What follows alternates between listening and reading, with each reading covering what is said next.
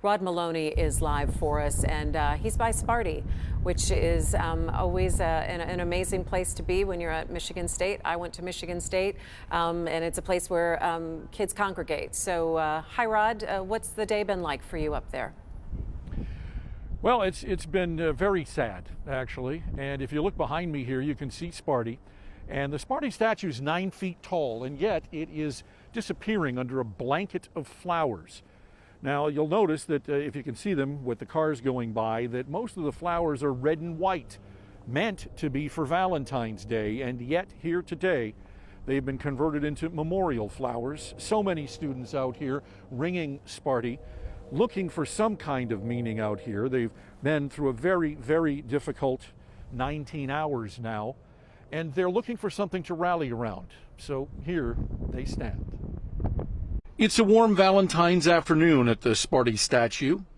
Yet as the sun moves down, a student, Evan Katz of West Bloomfield, took a knee and offered a somber prayer for the students he didn't know but feels a deep connection to anyway. To think that those are possible classmates, our teammates that we work with on a daily basis, our friends, our people that we talk with even for 4 seconds on a bus ride, it hurts. It's a hard day right now. It started small here, a few bundles of flowers left.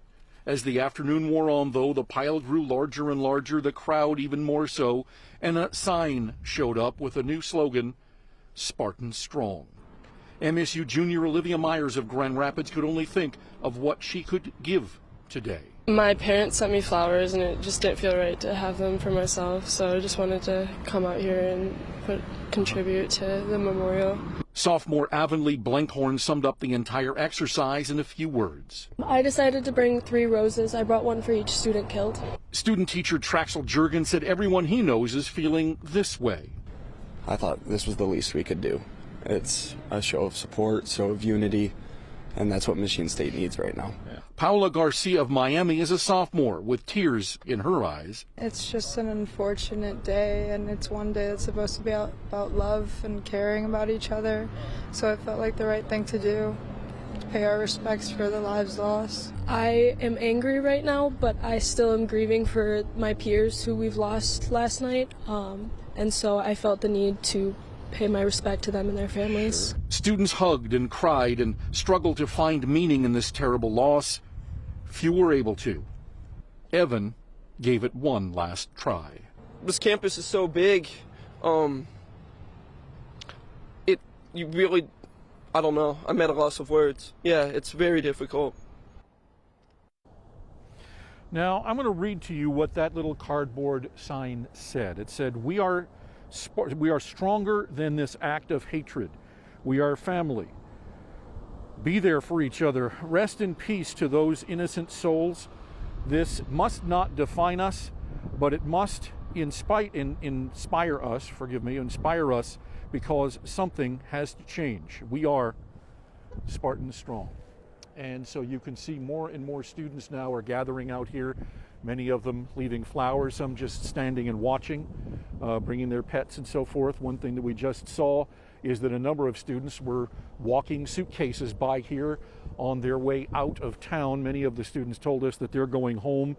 Paula there that we spoke with from Miami, her parents sent her plane ticket. She's flying back to Miami for the weekend because so many of these students here have had such a rough time and they don't really want to be here right now to spend this much time thinking about it. They want to be with family and friends. So many of them are in fact packing up and leaving as they don't expect classes to come back until Monday. So Christy, with that, we'll send it back to you. Yeah, I mean, Rod, first off, I feel like I wanted to go out there and give Evan a hug. And that kind of public display of grief and community gathering is so important in this process. And I know that you know that of having been at a lot of different tragedies like this. I'm going to be very interested to see, and you told us a little bit about what some of the students are feeling about coming back and staying through the spring, and what their thoughts are on that. Were some of the kids talk to you about that?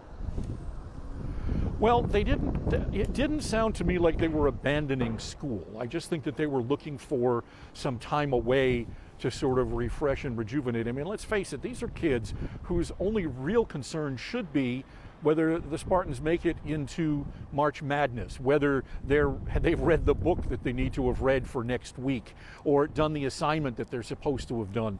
This shouldn't be what they should be worrying about, and yet here they stand. And so they're trying to figure out ways to cope with this.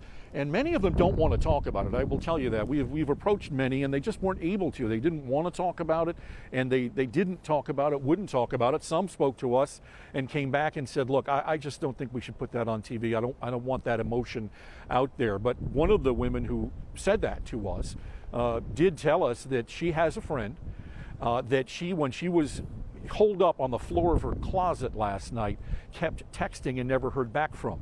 And she believes he may have been one of the victims, but when we asked her for the name, she couldn't say, or actually she wouldn't say. But she is deeply saddened by all of this, as all of these students are. And so they're doing the best they can to figure out a way to cope.